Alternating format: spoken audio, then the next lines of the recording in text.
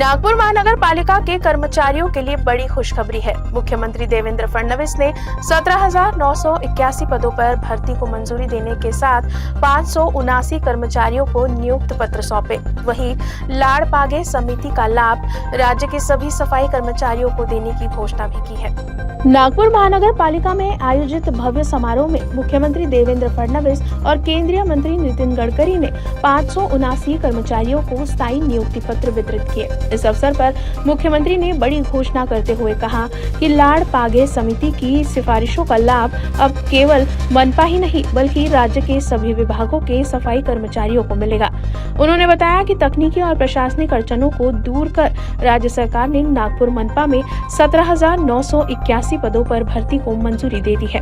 मुख्यमंत्री ने सफाई कर्मचारियों को स्वच्छता दूत बताते हुए उनके आवास के लिए श्रम साफल्य योजना का भी उल्लेख किया और शहर के विकास के लिए पर्याप्त निधि का भरोसा दिलाया है। वहीं केंद्रीय मंत्री नितिन गडकरी ने वेस्ट टू वेल्थ परियोजना की सराहना करते हुए पारदर्शी प्रशासन और नागरिक सुविधाओं के विस्तार पर जोर दिया। कार्यक्रम में मनपा की नई व्हाट्सएप टिकटिंग सेवा का भी शुभारंभ किया गया। आपण काही नियुक्तीपत्र देण्याचा कार्यक्रम हातामध्ये घेतलेला आहे, ज्यामध्ये विशेषतः मला या गोष्टीचा आनंद आहे की आमचे जे स्वच्छता दूत आहेत, आमचे जे सफाई कर्मी आहेत,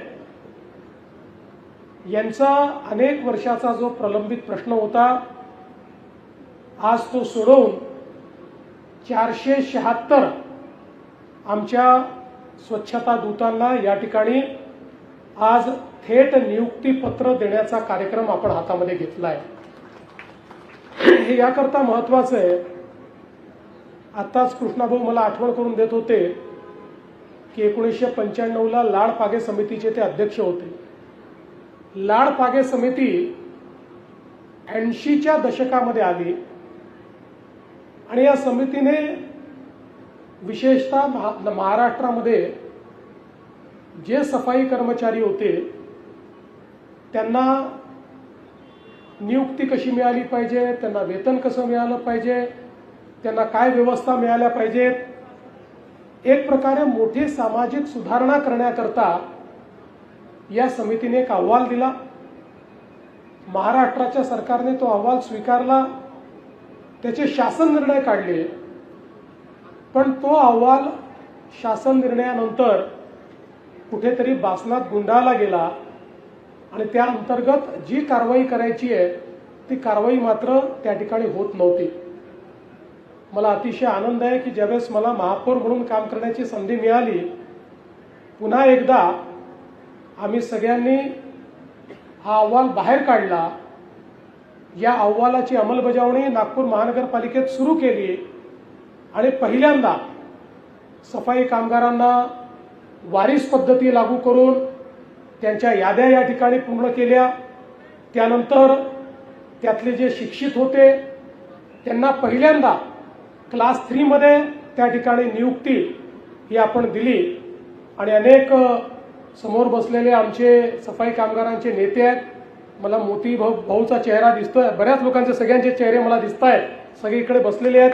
ही सगळी मंडळी म्हणजे आमचा सतीश डागोर वगैरे हे दुसऱ्या पिढीचे आहे, पहिली पिढी तिथे बसलेली आहे, पण दुसऱ्या पिढीची सगळी मंडळी या ठिकाणी आहेत। या लोकांनी त्या काळामध्ये खूप याचा पाठपुरावा केला, खूप मेहनत केली आणि त्यानंतर देशाच्या इतिहासामध्ये पहिल्यांदा आणि महाराष्ट्राच्या इतिहासात पहिल्यांदा लाड़ पागे समितीच्या अंतर्गत आम्ही या नियुक्त्या दिल्या आणि त्यातनं एक चांगली सुरुवात झाली।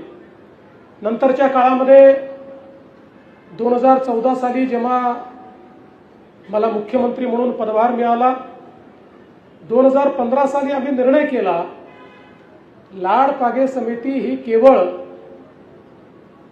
महानगरपालिकेच्या सफाई कर्मचाऱ्यांपुरतं नव्हती, तर ती राज्यातल्या कुठल्याही विभागात काम करणाऱ्या सफाई कर्मचाऱ्यांकरता होती। आपल्या महानगरपालिकेमध्ये 476 सफाई कामगार आणि सरळ सेवेच्या भरतीमार्फत 103 अशा 579 आपल्या लोकांना नियुक्तीपत्र मिळत आहेत। त्याबद्दल त्या सगळ्यांचं मी मनापासून अभिनंदन करतो आणि त्यांना खूप खूप शुभेच्छा देतो। हे नियुक्ती करणं महानगरपालिकेच्या हातात नाही आहे. या नियुक्तीकरता राज्य शासनाची परवानगी लागते आणि राज्य शासनामध्ये महानगरपालिकेचा जो ॲडमिनिस्ट्रेटिव्ह एक्सपेंडिचर आहे त्याचा रेशो निश्चित आहे आणि त्यामुळे उत्पन्न वाढलं पाहिजे, त्याशिवाय खर्च करता येत नाही अशी स्थिती आहे. त्यामुळे अनेक वर्ष याला मान्यता मिळत नव्हती. पण देवेंद्रजी मुख्यमंत्री झाल्यामुळे आणि आपल्या महानगरपालिकेचे ते माजी महापौर देखील राहिले असल्यामुळे त्यांना ही वस्तुस्थिती माहीत होती आणि म्हणून त्यांनी परवानगी दिली. म्हणून हे यांना नियुक्त्या मिळालेल्या आहेत. याबद्दल देवेंद्रजींना मी मनापासून धन्यवाद देतो आणि त्यांचं अभिनंदन करतो. ज्यांना आज ही नवीन आयुष्यात काम करण्याची संधी मिळालेली आहे त्यांनी चांगलं काम तर केलंच पाहिजे. पण महानगरपालिकेमध्ये नागरिक म्हणून आमच्या सगळ्यांची एक अपेक्षा आहे की आज साफसफाई असेल, स्वच्छता असेल, खेळाची मैदानं असतील, भाजी मार्केट असेल, ड्रेनेज सिस्टीम असेल, रस्त्याची कामं असतील, दिवाबत्तीची सोय असेल, ही महानगरपालिकेची मूलभूत जबाबदारी आहे.